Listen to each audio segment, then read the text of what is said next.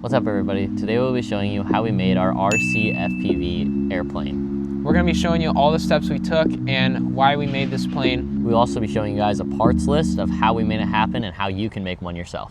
Let's do it. Well guys, we've been wanting to make this video for a while, but it's just taken forever for all the parts to ship, and we were waiting for a fairly good deal on an RC plane that we could destroy without worrying about wrecking an expensive RC plane.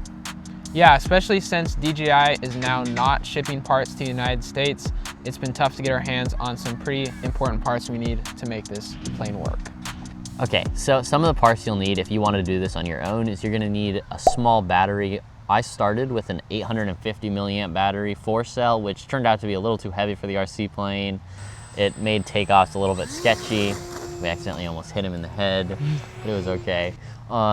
So I actually switched down to a 350 milliamp 3-cell battery, which is going to make it a lot lighter of a plane. Some other things that you're going to need is you're going to need the battery connector, the female side to it, so you're actually able to plug it in, and you're going to need to do some custom wiring and soldering. Also, to hold everything together, you're going to need model glue and Velcro. And for this RC plane, since we haven't done this before, we used the original DJI air unit just because it's less expensive and it's what we could get our hands on since DJI is no longer shipping to the United States, unfortunately. And can you do this with any RC plane, or is there a specific RC plane you need if you want to try this out? You can really do it with any plane, but I'd personally recommend getting something that can at least run a 4-cell battery so you have enough power to get the plane off the ground. Awesome. The first step we did is we soldered the DJI air unit to the XT60. After we made sure all the wiring was wired correctly to the air unit and connected properly to the goggles, we went ahead and cut off the canopy of the RC plane to make room for the air unit to fit. This was the hardest part because we didn't want to mess up anything, and it was our first time doing this, so we were worried about cutting off an essential part. So was weight distribution a problem when you were putting the air unit and battery in, since that doesn't come with the plane?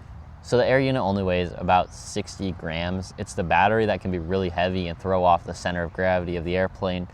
But I was able to shove my battery far enough forward, so I ended up getting a smaller battery to power the plane. I usually use a 2200 milliamp 4-cell, but I went and got a 1800 milliamp 4-cell battery to power it instead. And we had to custom wire a wire to the battery bay, and then we had to push the cable all the way through the entire inside of the plane to connect with the air unit. And that was pretty difficult to do without damaging any of the delicate foam inside the plane. So the last and final step to this build was actually finding the new center of gravity of the airplane. It's just a good thing to have in mind so when you're flying and doing aerobatics that you just have an idea of where it is. We just did that by balancing the plane, and that was honestly a really easy process. And after that we went ahead and tested it. It took a lot of nerve to fly. We didn't really know if we were just going to slam it right into the ground or if it would even take off. Yeah, the first flight went super well. The plane didn't even need that much space to take off, which was surprising, and actually it did take a little beeline and almost hit me as it went off. We'll play a video of that. We were a little worried about the weight, and that didn't seem to be a huge problem since the air unit is so light. It was a super successful first flight, and the plane flew super smoothly, and the footage was just amazing. Honestly, this is definitely something that I would do again. It was well worth the investment of buying the air unit and everything, and I'm honestly happy with how it turned out. Couldn't have honestly gone any better. Yeah guys, let us know what you want us to do next, whether custom FPV or RC plane build. We're down for both, and make sure to leave a like and subscribe if you enjoyed the video. Stay tuned next week for what's coming up for our custom FPV drone build series. Super exciting, multiple week series. Very expensive series too. Very expensive series. Stay tuned for that guys. Thanks so much for watching.